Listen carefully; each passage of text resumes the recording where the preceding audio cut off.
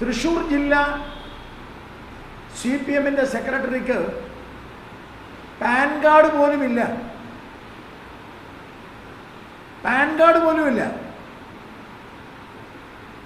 അദ്ദേഹം വാസ്തവത്തിൽ ഒരു ബിനാമി മാത്രമാണ്.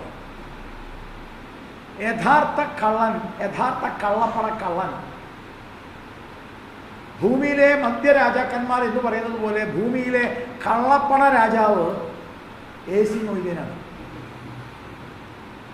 കള്ളപ്പണം AC മൊയ്തീൻ്റെ മരുമകനും AC മൊയ്തീൻ്റെ ഏജൻറ്റും ഈ രണ്ടു പേർക്കുമായിട്ട് കള്ളപ്പണം വീതിച്ചു കൊടുത്തിരിക്കുകയാണ്.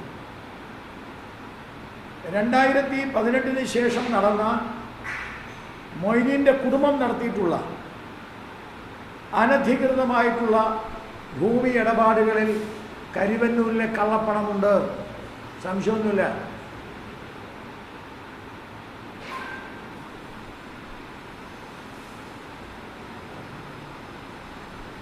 കരിവന്നൂരിലെ കള്ളപ്പണത്തിൻ്റെ വെള്ളാണ, കരിവന്നൂരിലെ വെള്ളാനയാണ് MK കണ്ണൻ. MK കണ്ണനാണ് സുനിൽകുമാറിൻ്റെ താക്കോൽ സൂക്ഷിക്കുന്നത്. സുനിൽകുമാറിൻ്റെ തെരഞ്ഞെടുപ്പിലെ താക്കോൽ സൂക്ഷിക്കുന്നത് MK കണ്ണനാണ്. ന്യായമായും സംശയിക്കുന്നു BJP കരിവന്നൂരിലെ കള്ളപ്പണമാണ്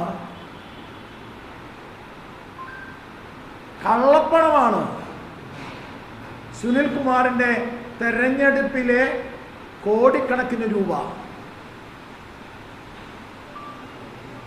ഈ താക്കോൽ സ്ഥാനത്ത്, കൺവീനർ എന്ന താക്കോൽ സ്ഥാനത്ത് MK കണ്ണൻ എന്ന കരിവന്നൂരിലെ കള്ളപ്പണ വെള്ളാന നിലനിൽക്കുമ്പോൾ തെരഞ്ഞെടുപ്പിൽ മത്സരിക്കുന്ന സുനിൽകുമാറിന് ധാർമ്മികമായ ഉത്തരവാദിത്വമുണ്ട്. താക്കോൽ സ്ഥാനത്ത് നിന്ന് ഈ കള്ളപ്പണ രാജാവിനെ, MK കണ്ണനെ, കള്ളപ്പണ വെള്ളാനെ, കരിവന്നൂർ വെള്ളാനെ മാറ്റാൻ സുനിൽകുമാർ തയ്യാറാകുമോ? സുനിൽകുമാർ മറുപടി പറയണം.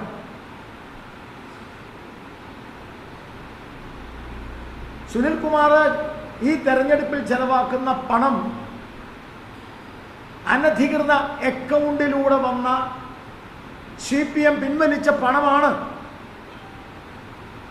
അതല്ലെങ്കിൽ CPM-ന്റെ അനധികൃത അക്കൗണ്ടിനെ കുറിച്ച്, കരിവന്നൂരിലെ രഹസ്യ അക്കൗണ്ടിനെ കുറിച്ച് സുനിൽകുമാർ മറുപടി പറയണം.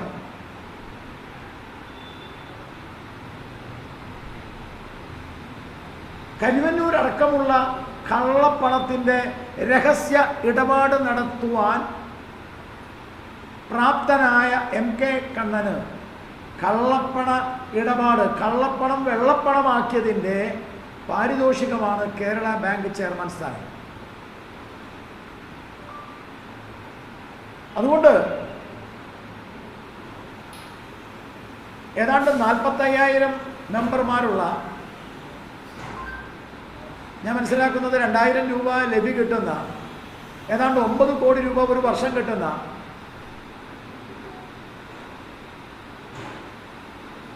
മാർക്സിസ്റ്റ് പാർട്ടിയുടെ ഈ പണം തെരഞ്ഞെടുപ്പ് കമ്മീഷൻ്റെ മുമ്പാകെ, ഇപ്പോൾ ഈ പിൻവലിച്ച പണം, ഈ 10 കോടി തെരഞ്ഞെടുപ്പ് കമ്മീഷൻ്റെ മുമ്പാകെ വന്നിട്ടില്ല. വാസ്തവത്തിൽ തെരഞ്ഞെടുപ്പിൽ മത്സരിക്കാൻ CPM-ന് ധാർമ്മികമായ അവകാശമില്ല എന്ന് ഭാരതീയ ജനതാ പാർട്ടി പറയുന്നു.